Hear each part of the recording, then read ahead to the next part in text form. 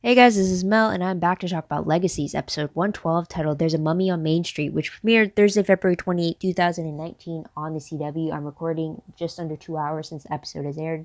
So huge spoiler alert, if you haven't seen the episode already, please go do so first, and then come back and see what I have to say about the episode. Otherwise, my other video reminders are up on screen. Take a moment to remind yourselves of those.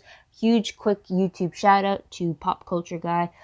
They commented a few times on my previous videos, most recently on helping me figure out the production order of the episodes. We try to get timelines figured out, so thanks for that. As well as anyone else who's commented previously or repeatedly, thank you so much for your contribution. Truly means a lot to me to get an open discussion going. But anyways, I'm going to try to do this in 15 minutes. So let's start the clock. Let's begin with what happened in this episode. So episode quote, "There's a mummy on Main Street," was said by Josie, and she said it to Alaric, Lizzie, and Hope before they encountered the mummy for the first time.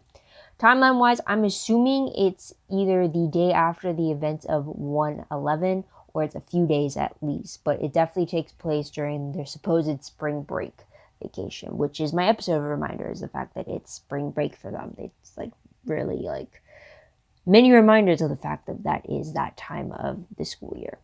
So there's that. So featured creature of the episode is a 7-foot mummy who continues to keep going even though they're killed a few times, as long as the curse in its amulet is still in place. Once that is siphoned away, the curse is gone and the mummy cannot be resurrected once again. Again, Supernatural did the mummy a little, only like slightly, I believe, in episode 405, 11 years ago. So with as extensively as the mummy was done in this episode, and as it wins for Legacy, it's just like, not only was this creature huge, but the story behind the curse in the amulet, how they need different ways to defeat it, and that it brings their harbingers of plagues and stuff, if I remember correctly. So with all the swarms of bugs and all the infectious occurrences afterwards. So Legacies wins when it comes to the mummy. So there's that. So huge episode breakdown or storylines. I only picked up on 2 different ones. So first one being finding the urn, and the second one being the tension between Lizzie and Hope, or I should say the hostile tensions between them. So there is that. I mean, there's kind of a sidebar in regards to like the tension between Emma and Alaric, but that's as far as I'm saying for that. But with the first storyline, with finding the urn, the group goes to Maple Hallows, South Carolina. It's about a 6-hour drive from Mystic Falls. And we have Alaric, Dorian, Emma, Josie, Lizzie, Hope, and Kaleb going along. And they end up finding the urn there, but also the mummy is tracking the urn there as well. Also, this is where the school encounters Triad Industries officially for the first time, specifically the Triad guy. We actually get a name for him, which is Ryan Clarke. I'm still going to call him Triad guy for a while until Clarke's actually going to stick. Or Ryan. It's probably going to be Clarke. I'm going to probably call him. Anyways, so there's that. We get a little standoff between the two of them over the urn. So that doesn't end well for our heroes. So there's that. With tensions between Lizzie and Hope throughout the whole trip, Lizzie keeps blaming Hope for all the past spring breaks that she has ruined. She brings up specifically one that happened 3 years ago, where Hope supposedly set fire to her dorm room, which led to Alaric having to cancel the spring break plans he had with the twins because he had to deal with the aftermath of the dorm fire. However, Hope never started the fire. She even revealed the fact that a lot of her family heirlooms, one specifically the last painting she ever did with Klaus, were destroyed in that fire. And it turned out that Josie was the cause of that fire.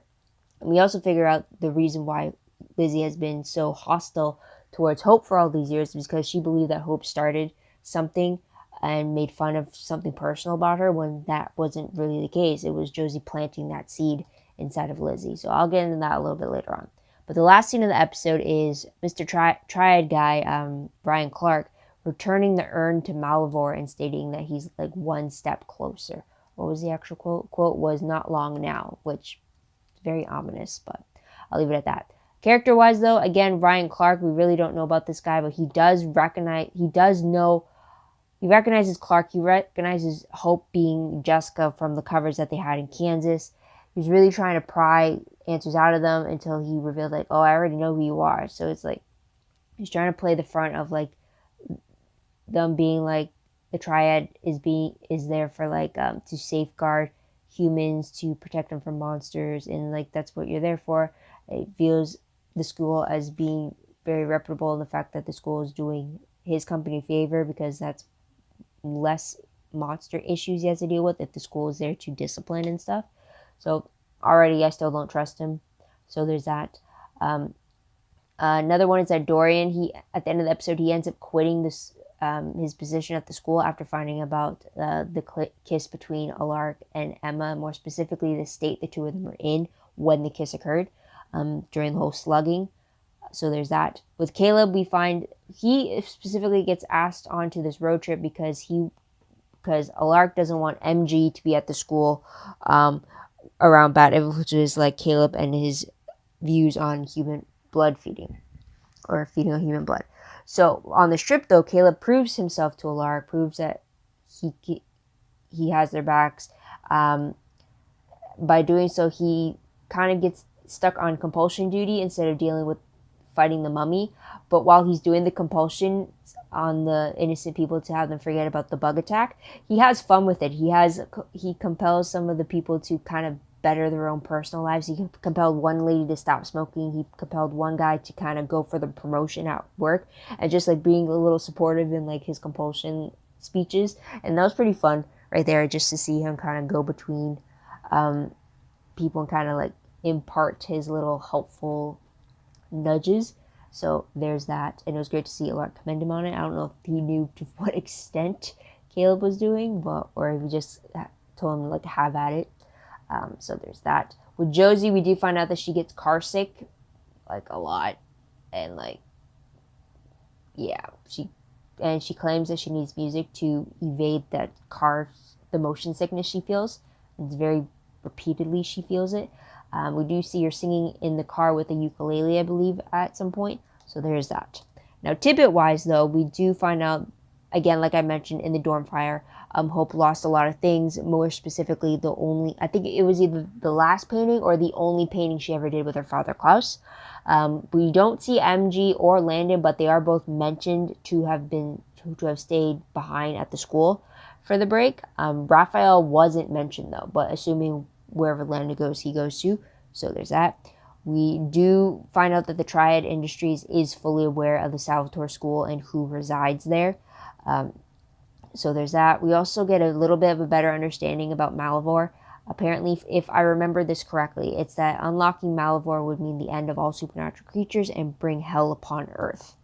Does that supernatural creatures mean specifically the monsters you're dealing with that are from the myths, or is it actually going to really directly impact the students, since they are technically supernatural creatures, even though they are derived from magic?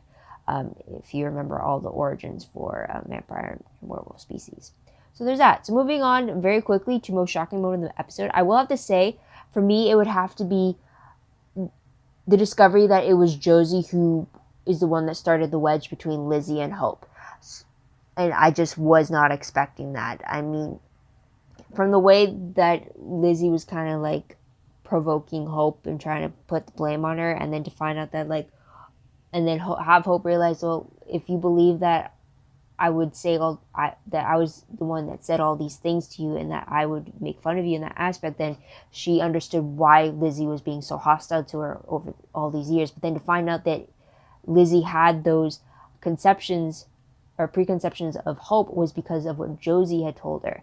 And then that was a shock right there. And to find out why she said it, it was to cover up her own tracks, which is what I'll get to right now, because that is one of my top 3 favorite moments right now. And that is, not only is that we get the truth behind why there's so much hostility between Lizzie and Hope. And it pretty much started 3 years ago, when that dorm fire had happened. Because apparently 3 years ago,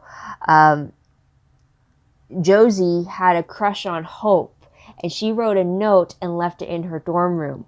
But because she was afraid of Lizzie finding out about her crush on Hope, because whoever she had in the past, whoever Josie had a crush on, Lizzie would always find herself having the same crush and going after them and always winning. So instead of risking Josie losing out on her crush to Hope to Lizzie, Hope said in the moment that in denial, was like, why would I have a crush on Hope when she said all these mean things about my sister? And that's where she planted the seed to Lizzie about saying like how Hope was the one that kind of spread the rumor or said very mean things about Lizzie's first witch episode, they were calling it, and like one of her breakdowns, and where she had to be sent off to Caroline to kind of like calm down and like figure out things. And because she believed that Hope's the one who like said all those things, that's why she's been hostile to her when Hope was like, I'd never do something like that.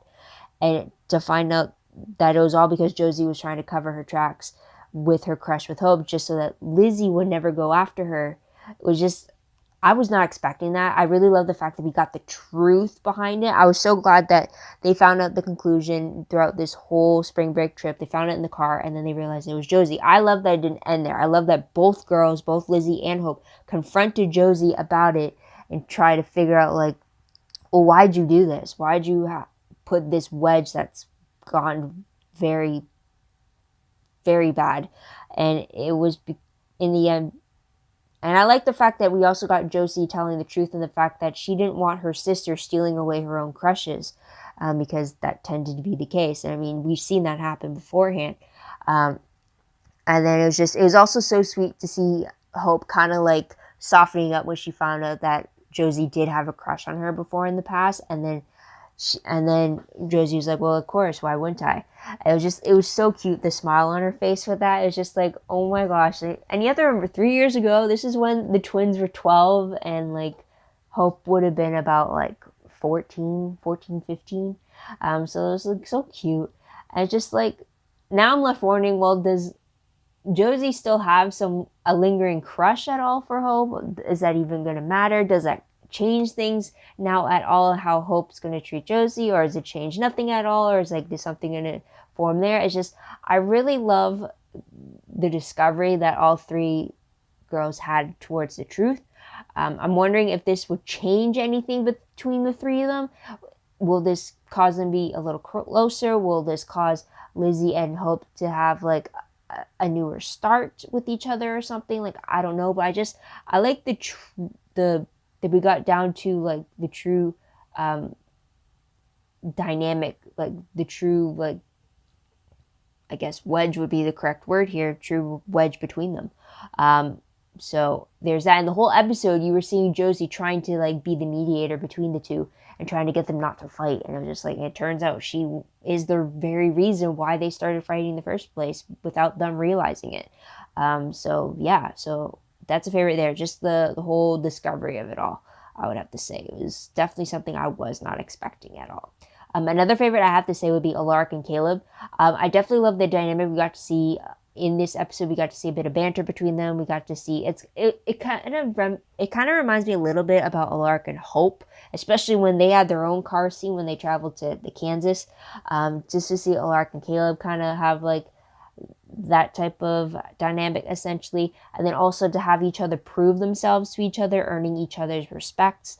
And then I think specifically it was interesting to how like Alaric set the rules, and then later on he was telling Kaleb, okay, you can break the rules, we kind of need it at this moment. And then Caleb's like, oh really? Now it's like that moment there. But I think my favorite for these two has to be the kitchen scene at the very end, where when Alaric was telling Kaleb what a great job he did today, how much he proved himself, and then Kaleb was like, thanks. And then it's like also like saying like how he respects Dr.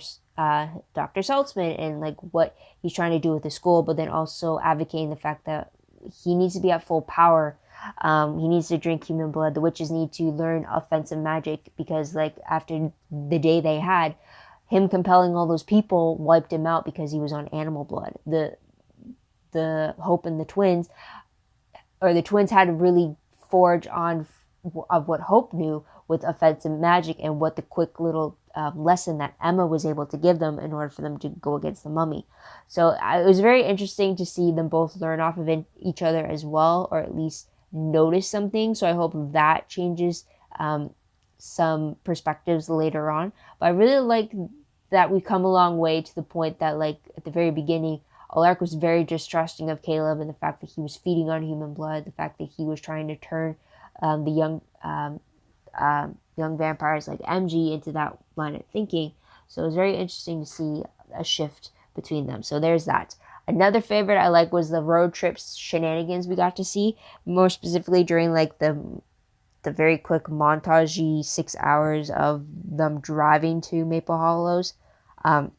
Very interesting to see them singing in the car, having snacks, complaining about, are we there yet? I'm hot, I'm cold, complaining about music styles, trying to sing when they can't. It was very funny. I mean, at times it was awkward, but it was still kind of funny. You had Dorian and Emma at the very back seat. You had Hope and the twins in the middle seat, and you have Kaleb sitting shotgun with Alaric driving and trying to keep the peace. So it was just funny yet normal at the same time. So there's the timer right there. And last favorite, I will have to say again, as always, I have to mention Alaric and Hope. Specifically in this episode, what I liked was the cover up they did in this episode when they were all trying to pretend to be a family. Alaric made the cover that he was married to Emma and how he was having a family road trip with his 3 daughters, all from his first marriage, and then Kaleb ended up being the boyfriend of, well, technically both of the twins, because they both said at the same time that he was their boyfriend and him just rolling with it. But I just love the fact that automatically Alaric included Hope as one of his daughters. So as always, as you know, I think of Hope as Alaric's unofficial daughter in this scenario and in this situation that we have going on, because, well, she doesn't have one anymore with Klaus being gone. So at least I'm going to pretend that Alaric is kind of like her pseudo dad. So that's one of the reasons why I liked it. I also like the fact that Hope kind of sided with Alaric when Kaleb was questioning Alaric about, like, well, is your theory right? Are you sure it's going to work? And then, like, Hope was like, he's always right. So it's like, don't question it type of thing. So I do appreciate that as well. Moving on to top 3 peeved moments. I only got 2 peeves. First peeve was the fact that Alaric gave up the urn to Triad guy Ryan Clarke. I mean, I kept wondering, well, why didn't the girls just use magic to duplicate the urn and give that replica to the Triad company instead of giving the actual urn away? I mean, I don't get why they didn't do that. So I was a little ticked off about that. Another peeve I had was the fact that Dorian blames Alaric for the kiss with Emma after realizing that Alaric wasn't slugged when it took place. That pisses me off so much because at the end of the day, Emma is the one who initiated the kiss. She's the one that was in the relationship. She's the one that initiated the kiss. Alaric kissed back. Yes, of course he did. But he was also drunk. He may not have been slugged, but he was still drunk, which still lowers your inhibitions. So it's something that I'm always peeved about, especially when it comes to the whole cheating trope. I never understood why when someone finds out that they've been cheated on, they automatically go to the other person, whether it's to the other guy or to the other girl. They never blame the one who they're in the relationship with who did the cheating. Like, I never understand that. The one who did the cheating knows that they cheated. They know that they're already with someone and when they went to go after someone else. While the other person may not have known that they were in a relationship and could have just thought that they were a free agent. So, and yet they're the ones always being attacked by the significant other. So it's just, I never understood that. And in this situation here, I get why Dorian would be upset because Alaric is his friend. But again, when you look at it, Emma is the one at fault here. She's the one that knew she was the one that knew she was in their relationship. She was the one that initiated the kiss with Alaric. Whether she was slugged or not, she's the one who initiated it. And then whether or not Alaric kissed back shouldn't really matter because he is reacting to her actions. He's not the one who initiated it. Plus, he was also drunk. So whether he was slugged or not, his inhibitions were also lowered just as much as Emma's were. So there is that right there. Plus, also, Alaric didn't know that Emma was dating Dorian. So it's not like he was personally going after his friend's girl. I mean, he just asked out a colleague that he found out he liked, asked her out. She said, no, I just started seeing someone. And then, he pulled back. It was only when she initiated the kiss did he further that kiss? And then that was it. And she was the one that was saying, like, might as well do it now when there's an excuse for being slugged. And he makes the joke, well, we should find more excuses more often, which he doesn't, because later on, when he's not with his lower inhibitions, he sees her and he doesn't make a move. He's restrained in his actions. He knows where the line is. So it's just pissed me off that Dorian is not only quitting a job over this, but the fact that he seems to be blaming Alaric solely for it. Like when he asked Emma, was Alaric slugged when this happened? It shouldn't matter regardless. She's the one that kissed him first. She's the one in the blame here. She's the one that cheated. Yet I don't see him getting mad at her about it. I'm sorry if that's a rant. It's just like the whole cheating thing is just like, it's a huge deal breaker for me. It's a huge frustration for me every time I see it, whether it's in stories, whether it's in TV, whether it's in books, whether it's in real life, and I see it around me. It's just like, no. It's like, no. How hard is it to just know when not to cross the line? It's not that hard. And then the moment you do it, you just, either you don't, you pull away, or you don't, or you realize, oh crap, I crossed the line. That's it.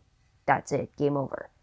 It's just like, yeah, I'm not going to get any more into this. It's a lot more than I thought I would, but understand that is why it's a huge peeve for me. And I really hope Dorian didn't actually quit because of this. Because then, like, yeah, no. Again, do not quit a job over a girl at all. Same thing, do not quit a job over a guy.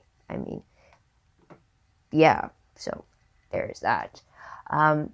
Moving on, what moment will I remember most I look back on this episode? The fact that it's spring break. It's a huge timeline signifier for me, so I'll leave it at that. But random questions very quickly. First one, could Triad guy Ryan Clarke be a servant to Malivore, or maybe he's like Landon and